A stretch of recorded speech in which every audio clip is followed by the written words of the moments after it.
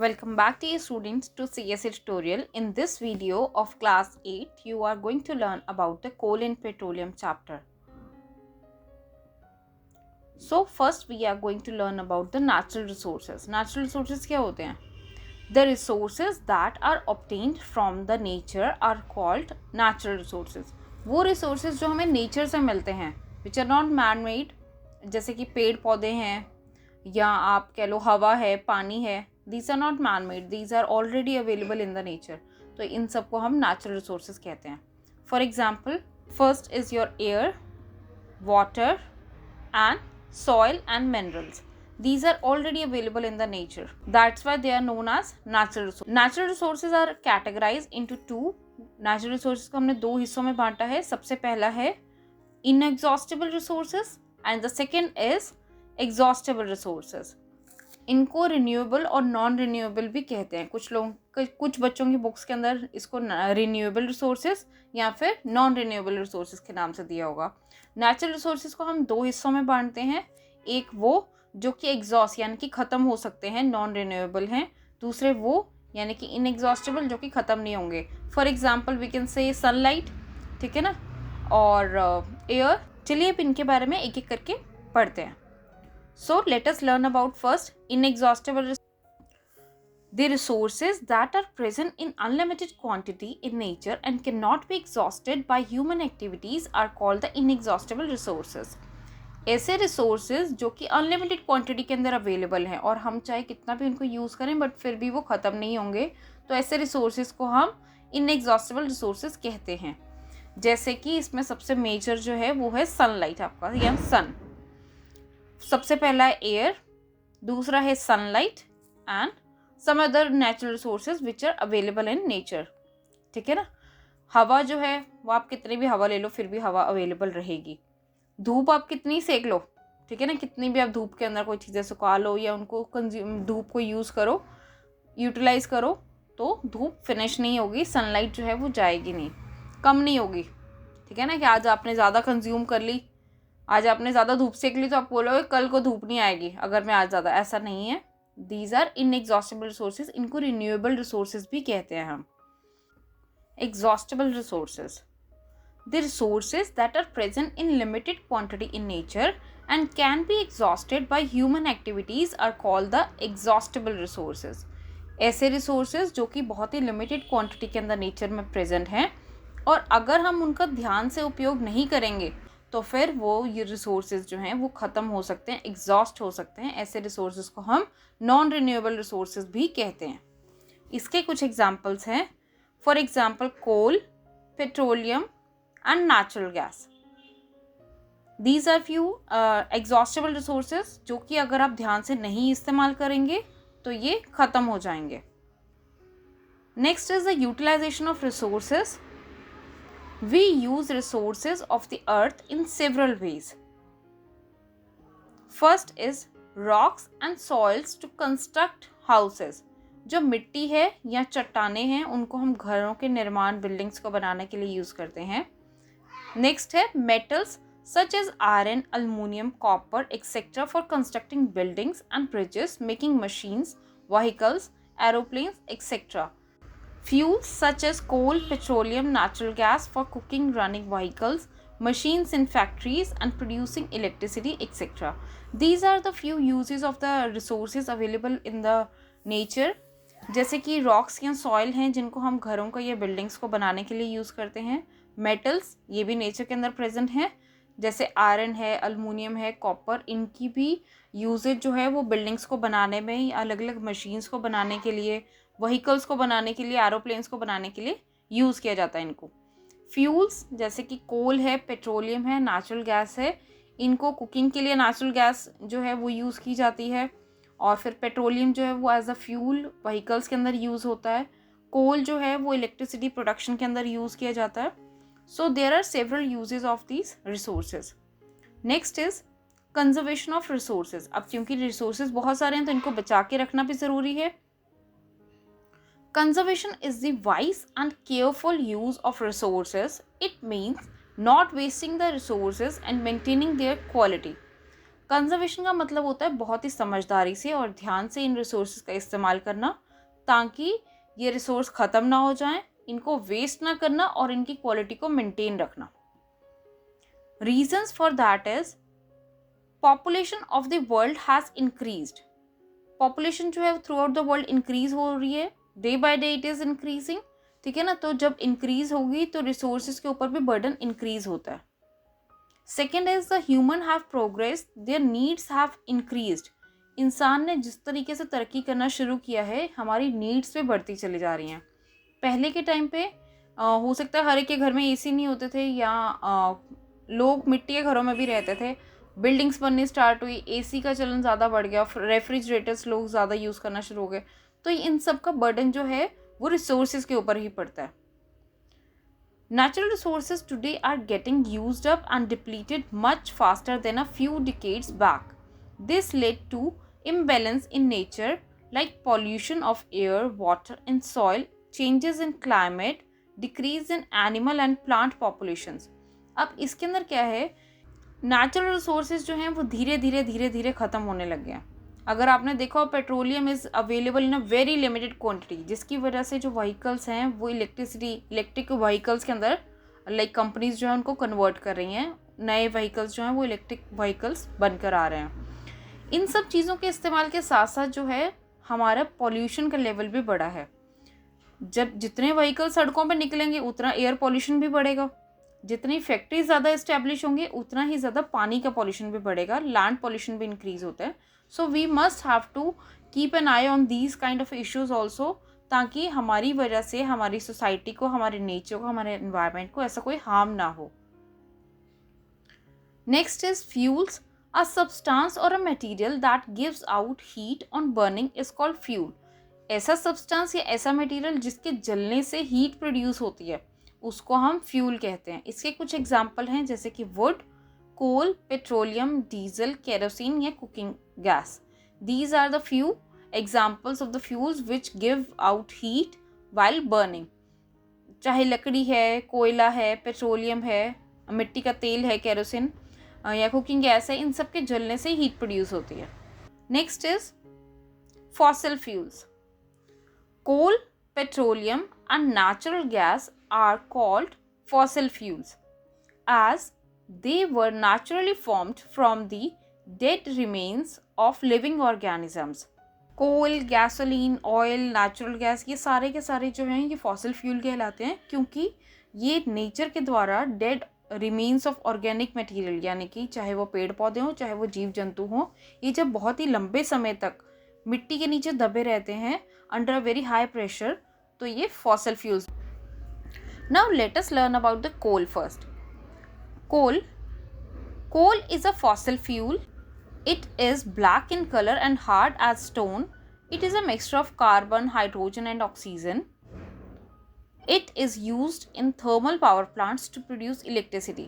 कोल जो है वो एक फॉसिल फ्यूल है, ब्लैक कलर का होता है, पत्थर जैसा हार्ड होता है और ये कार्बन, हाइड्रोजन और ऑक्सीजन से मिलकर बनता है।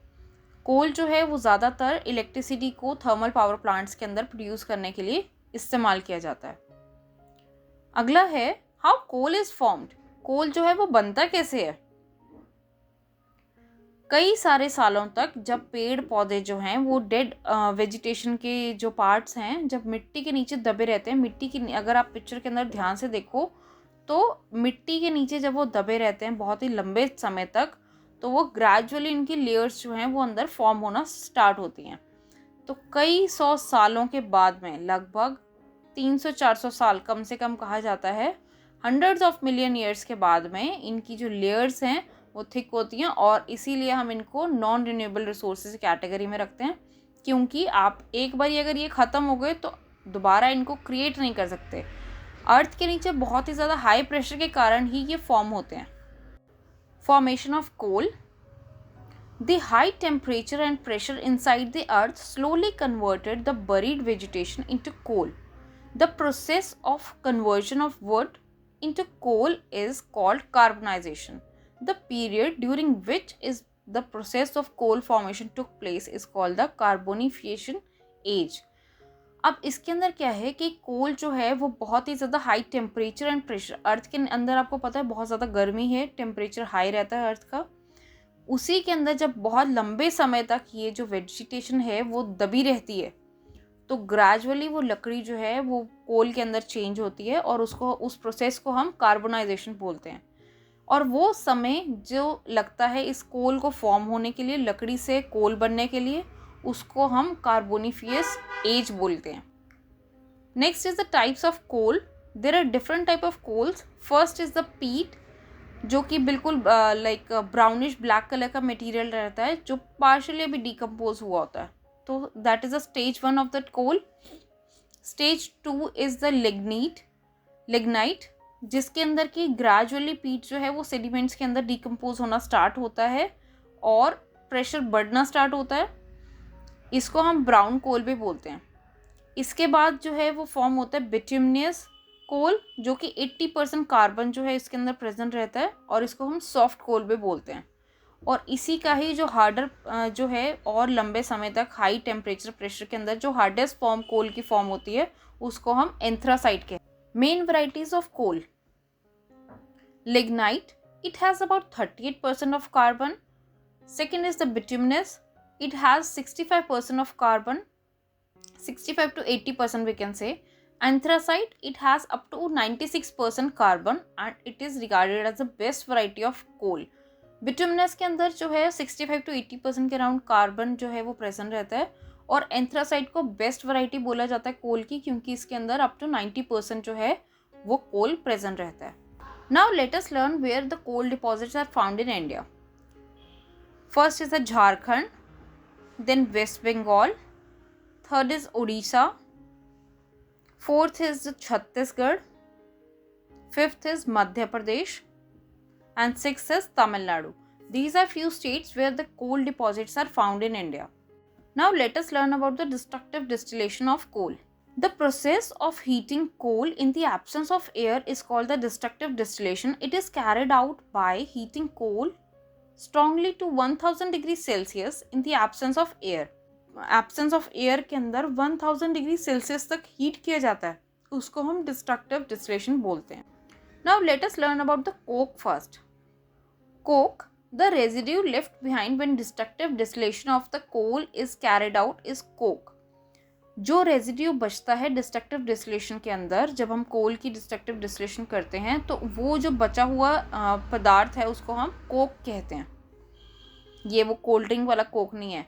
It is almost pure form of carbon. ये प्योर फॉर्म होती है कार्बन की। It is a good fuel and burns with no smoke. ये बहुत ही अच्छा फ्यूल माना जाता है क्योंकि इसको जलने पे कोई भी धुआं वगैरह जो है वो क्रिएट नहीं होता। It is use to reduce metals oxide such as iron and zinc oxide to get the metal. Next is coal gas. It is a mixture of hydrogen, methane, carbon monoxide and other gases. Coal gas जो है वो mixture किसका है? Hydrogen का, methane का, carbon monoxide और बाकी की कुछ गैसेस का। It was earlier used for domestic cooking and lighting, but it is not much used now. पहले के टाइम में ये जो था डोमेस्टिक कुकिंग, जो घरों में कुक किया जाता है उनके लिए यूज़ किया जाता था, बट अब इसका इस्तेमाल ज़्यादा नहीं होता। अब तो घरों के अंदर एलपीजी वगैरह यूज़ होती है। कोल tar. Coal tar is a thick viscous liquid mainly use for road construction. कभी आपने रास्ते में जाते हुए रोड बनती हुई देखी होगी, तो वहाँ पर एक थिक ब्लैक कलर का लिक्विड जो है वो डाला जाता है। गरम होता है वो भैया, एक साइड में एक कंटेनर राउंड में घूम रहा होता है और उसके अंदर वो लिक्विड गरम करके उसको सड़कों पे डालते हैं। उसको हम कोल तार बोलते हैं और ये सड़कों को बनाने के लिए यूज़ किया जाता है। It contains several carbon compounds. It is used to make pesticide, explosives, synthetic fibre, perfume, naphthalene balls, to repel moths and insects, dyes and paints. Coal tar के और भी बहुत सारे यूजेस हैं। ये पेस्टिसाइड्स को बनाने के लिए, एक्सप्लोसिव्स को बनाने के लिए, या कुछ सिंथेटिक फाइबर्स, नैफ्थलीन बॉल्स जो होती हैं घरों में जो यूज़ करते हैं मोथ्स वगैरह को रिपेल करने के लिए, या डाइज और पेंट्स बनाने के लिए इस्तेमाल होता है। Petroleum. Petroleum or crude oil is found trapped in underground rocks. It is a mixture of several hydrocarbons with the number of carbon atoms. It is dark colored thick crude oil found deep below the ground in certain areas. It has unpleasant odor. It is lighter than air. The different components in petroleum are separated and used in various ways. Formation of petroleum. Millions of years ago, the tiny plants and animals which lived in the sea died. Their dead bodies sank to the bottom of sea and were soon covered with mud and sand. Due to high pressure, heat, and action of bacteria, and in the absence of air, the dead remains of tiny plants and animals were slowly converted into petroleum. कई सौ वर्ष पहले जो छोटे पेड़ पौधे जीव जंतु समुद्र में रहते थे वो मर के उनकी बॉडीज जो थी वो समुद्र की सतह के नीचे चली गई और धीरे धीरे उनके ऊपर मिट्टी सैंड की लेयर्स बनती गई। ये बहुत ही हज़ारों साल कई सौ साल पहले की बातें हैं। और जब वो मिट्टी की लेयर्स बनती गई उनके ऊपर प्रेशर भी जो है वो बढ़ता चला गया। अर्थ की हीट, मिट्टी का प्रेशर और कुछ बैक्टीरियाज का जब उनके ऊपर एक्शन हुआ और हवा की एब्सेंस के अंदर वही जो डेड रिमेन्स थे वो धीरे धीरे पेट्रोलियम के अंदर कन्वर्ट हो गए।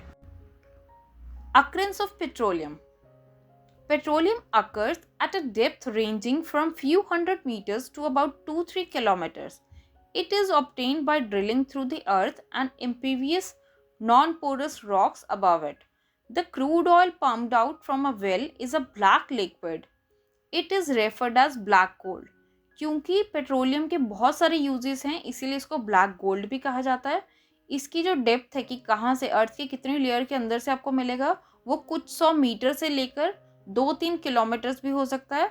और एक ड्रिल की जाती है अर्थ के अंदर और एक कुएं से जो है उस ड्रिल के द्वारा एक कुएं से पाइप वगैरह लगाकर क्रूड ऑयल जो निकाला जाता है वो एक बिल्कुल ब्लैक कलर का लिक्विड होता है।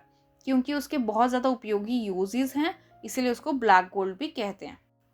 Now let us learn about the petroleum deposits. The world's first oil well was dug in Pennsylvania in USA in 1859. दुनिया का सबसे पहला जो क्रूड ऑयल का कुआं था वो पेनिनसिल्वेनिया के अंदर खोदा गया था यूएसए के अंदर 1859 के अंदर। In India, oil was first struck in Makkum, 25 km from Digboi in Assam in 1867. In India, crude oil is found in coastal regions and in the river basin. Oil reserves in India are found in Assam, Lakua and Rudrasagar and Gujarat, Alkeshwar and Kalol.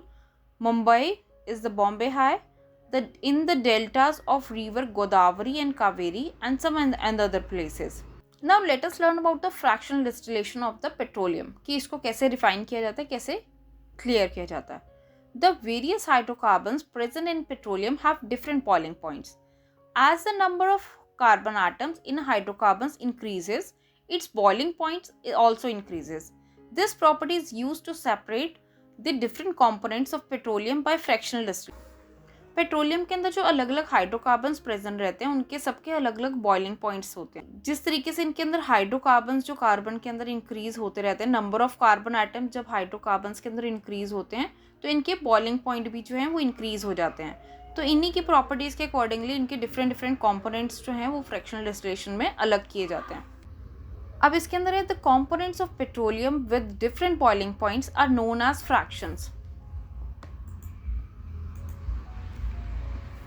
The components of petroleum with different boiling points are known as fractions, and the process of separating the fractions by fractional distillation is known as refining. जो अलग अलग components मिलते हैं अलग अलग boiling point में petroleum के अंदर उसको हम fractions बोलते हैं और उसको separate जो किया जाता है fractional distillation के द्वारा उसको हम refining of petroleum कहते हैं या refining कहते हैं। Crude oil is first heated to about 400 degrees Celsius in a furnace. The vapors formed are passed into a tall fractionating tar. अब इसके अंदर क्या है कि जो क्रूड ऑयल है जैसे कि आप पिक्चर के अंदर देख सकते हो, जो क्रूड ऑयल है उसको सबसे पहले हीट किया जा रहा है एक फर्नेस के अंदर 400 डिग्री सेल्सियस तक और फिर जो इसके वेपर्स हैं उसको एक टॉल फ्रैक्शनेटिंग टार के अंदर पास किया जाता है। जितना उनका फ्रैक्शनल डेंसिटी कम होती है, बॉइलिंग पॉइंट जिनके बॉइलिंग पॉइंट्स कम होते हैं वो सबसे अपर पार्ट पे रहते हैं और जितना उनका बॉइलिंग पॉइंट इंक्रीज होता जाता है वो बिलो ऑफ द टार रहते हैं। जैसे कि सबसे टॉप पर आपकी रहती है एलपीजी, लिक्विफाइड पेट्रोलियम गैस, और you can see the natural gas and the different type of chemicals. इनके सबके टेम्परेचर्स अलग अलग रहते हैं। Like as you can see, जो सबसे टॉप पर है उसका 20 डिग्री सेल्सियस पे अवेलेबल होता है। फिर जो नेक्स्ट है दैट इज उसका बॉइलिंग पॉइंट 70 डिग्री है। फिर 120 degree is for gasoline, 170 degree for the jet fuels, 270 for the train fuels and 600 degree Celsius for the ship factory, जो लिब्रिकेटिंग ऑयल्स या फ्यूल ऑयल्स यूज़ होते हैं। और जो रेजिड्यू है इसका, वो आपका सड़कों को बनाने के लिए यूज़ किया जाता है। Uses of petroleum. Petroleum products are primarily used as fuels. Some chemicals obtained from petroleum are used to make medicines, ointments, and cosmetics. It is used to manufacture materials such as plastic, synthetic rubber, synthetic fibers, and explosives. जो petroleum है वो उसका main use जो है वो as a fuel है। इसके अलावा जो है कुछ केमिकल्स जो इससे मिलते हैं आपको, वो मेडिसिन के अंदर, ऑइंटमेंट्स के अंदर और कॉस्मेटिक्स में भी यूज़ किए जाते हैं। आपको लग रहा होगा कि कॉस्मेटिक्स में या मेडिसिन में ऐसे कौन से इसके जो केमिकल्स यूज़ किए जा सकते हैं, जैसे आपका पैराफिन वैक्स जो है वो सब कुछ इसी से मिलती है। तो इस टाइप की वैक्स जो है कई सारे प्रोडक्ट्स के अंदर यूज़ किया जाता है उनको। It is use to manufacture materials such as plastics. इसको जो है वो कई सारे और टाइप के मटीरियल्स जैसे कि प्लास्टिक है, रबर है या सिंथेटिक फाइबर्स है, एक्सप्लोजिव्स है, उनको भी बनाने के लिए इस्तेमाल किया जाता है। Next is the natural gas. It is found along with the petroleum in reservoirs under the ground. It is mainly made up of methane, through butane and propane are also present in small proportions. It can easily be transported through pipes and is a clean, non-polluting fuel. It is stored under high pressure as compressed natural gas, CNG. जो natural gas है वो petroleum के reservoirs के अंदर ही पाया जाता है। सबसे टॉप पर नेचुरल गैस ही होता है, जब वो कुआं या फिर जहाँ से एक्सट्रैक्ट किया जाता है उसको निकाला जाता है। उसमें ज़्यादातर ये जो है वो मीथेन से बनी हुई होती है नेचुरल गैस, बट इसके अंदर कुछ प्रोपोर्शंस जो हैं बुटेन और प्रोपेन की भी प्रेजेंट रहती हैं। नेचुरल गैस जो है वो एक नॉन पॉल्यूटिंग क्लीन फ्यूल है और इसको ईजिली आप पाइप्स के थ्रू ट्रांसपोर्ट कर सकते हैं। और इसके अंदर क्योंकि ये बहुत ज़्यादा हाई प्रेशर के अंदर स्टोर किया जाता है, तो इसीलिए इसको कंप्रेस्ड नेचुरल गैस यानी कि CNG, जो कि आपने बहुत सारे व्हीकल्स के अंदर भी सुना होगा, CNG भी कहते हैं। Natural gas is used as a starting material for the manufacture of a number of chemicals and fertilizers. Natural gas को जो है कई सारे टाइप के केमिकल्स या फर्टिलाइजर्स बनाने के लिए, उनको इनिशिएट करने के लिए स्टार्टिंग मटेरियल के तौर पे यूज़ किया जाता है। CNG is use for power generation. CNG को पावर जनरेशन के लिए यूज़ किया जाता है और आजकल जो है इसको as a non polluting vehicle, as a non polluting fuel के तौर पे व्हीकल्स के अंदर भी यूज़ करते हैं CNG को। In some parts of India CNG is supplied to homes and factories through pipes and directly use as a fuel. Bharat के कई हिस्सों के अंदर CNG को घरों तक डायरेक्टली पाइप्स के थ्रू सप्लाई किया जाता है और उसको एज अ डायरेक्ट फ्यूल के तौर पे यूज़ किया जाता है। Deposits of natural gas are found in India in Tripura, Rajasthan, Maharashtra and in the Krishna Godavari delta. Natural gas के जो डिपॉजिट्स हैं वो इन एरियाज के अंदर पाए जाते हैं। Energy and technological development. Our energy needs have been increasing at a tremendous due to two main reasons: increase in population, progress and development in new technology. हमारी जो एनर्जी के प्रति नीड्स हैं वो डे बाय डे इंक्रीज होती जा रही हैं। जैसे कि मैंने आपको इस वीडियो के स्टार्टिंग में भी बताया था, पॉपुलेशन जब बढ़ रही है तो पॉपुलेशन की नीड्स भी बढ़ेंगी। नीड्स बढ़ रही हैं तो उसके लिए आप टेक्नोलॉजी को ज़्यादा से ज़्यादा यूज़ करोगे। पहले अगर घर में किसी एक बंदे के पास मोबाइल होता था, किसी एक व्यक्ति के पास मोबाइल होता था, तो आज के टाइम में अगर घर के अंदर 4 सदस्य हैं तो सब चारों के पास में मोबाइल है। कोविड के टाइम पे जब बच्चों की क्लासेस ऑनलाइन चल रही थी, आपकी लर्निंग ऑनलाइन नहीं हुई, तो बच्चों को भी मोबाइल या डिवाइसेस देनी पड़ेगी, तो टेक्नोलॉजी का यूज़ बढ़ा ना। तो इसी तरीके से इंक्रीज़ इन पॉपुलेशन या फिर जब हम प्रोग्रेस कर रहे हैं, हम डेवलप कर रहे हैं, हम न्यू न्यू टेक्नोलॉजीज़ के बारे में जान रहे हैं, तो उसके कारण भी हमारा जो टेक्नोलॉजी के लिए जो यूजेज है वो इंक्रीज़ हुई है। Electricity is a major source of energy today. In India The supply of electrical energy is far lower than our requirement. That's why we suffer power cuts. India के अंदर जो है इलेक्ट्रिकल एनर्जी की supply जो है वो बहुत ही कम है जितनी लोगों को रिक्वायर्ड है. हम शहरों को देख के इन सब बातों के बारे में नहीं बोल सकते हैं. अगर मैं दिल्ली से हूँ, अगर मैं दिल्ली से कुछ 100 किलोमीटर दूर की भी बात करूँ तो वहाँ पे बहुत ज़्यादा पावर कट्स हैं. कुछ एरियाज़ के अंदर तो हार्डली इलेक्ट्रिसिटी अवेलेबल है दिन के कुछ घंटों के लिए. तो इसीलिए जो नीड है और सप्लाई है, there is a huge difference among that. लोगों की नीड ज़्यादा है क्योंकि पॉपुलेशन ज़्यादा है, ठीक है ना, और इसी के लिए लोगों को पावर कट का सामना करना पड़ता है. वहाँ पर कुछ घंटों के लिए ही दिन की बिजली जो है वो आती है. Next is preventing the energy crisis. Energy crisis को हम किस तरीके से प्रिवेंट कर सकते हैं, दूर कर सकते हैं. Using energy judiciously. आप बड़े ध्यान से एनर्जी का इस्तेमाल करें. Judicious use of energy implies that we do not waste energy and use energy efficient methods. हम एनर्जी को वेस्ट ना करें और ऐसे मेथड्स को यूज़ करें जिससे कि एनर्जी ध्यान से इस्तेमाल की जा रही. Not wasting energy. Switching off lights, fans etcetera when not in use. अगर पंखे या लाइट का इस्तेमाल नहीं है तो आप उनको बंद कर दीजिए, आप वहाँ से एनर्जी को सेव कर रहे हैं. Using energy efficient methods. Use CFLs विच कंज्यूम्स लेस एनर्जी. जो पहले के टाइम पे बल्ब आते थे वो 100 वाट की एनर्जी यूज़ करते थे, बट अब के टाइम पे जो CFLs हैं या फिर LEDs हैं उनकी power consumptions as compare to the previous bulbs बहुत कम है और वो लाइट ज़्यादा ब्राइटर देती हैं. Use energy efficient home appliances and fuel efficient stoves. If you have seen, अगर मार्केट में आप जाते हो कोई भी इलेक्ट्रिकल अप्लायंस लेने के लिए उसके ऊपर स्टार्स हैं. गवर्नमेंट ने जो एक BEE स्टैंडर्ड दे रखा है, तो आपको एनर्जी एफिशिएंट होम अप्लायंसेस जो हैं वो लेने चाहिए और गैस भी ऐसी यूज़ करनी चाहिए जो कि फ्यूल एफिशिएंट हो. I am talking about the gas stove. Use public transport for travelling than individual vehicles. जब किसी एक ही व्यक्ति ने ट्रैवल करना हो तो it is better that you use the public transport instead कि हम इंडिविजुअल व्हीकल्स को लेकर चलें. I hope you find this video useful. Thanks for watching, dear students. If you have any doubts and suggestions, do write me in the comment section below. And please subscribe to my channel. Please hit the like button if you like this video. आपकी subscription से मुझे भी motivation मिलती है ताकि मैं और ऐसी अच्छी अच्छी वीडियोस आपके लिए लेकर आती रहूँ. Thanks for watching.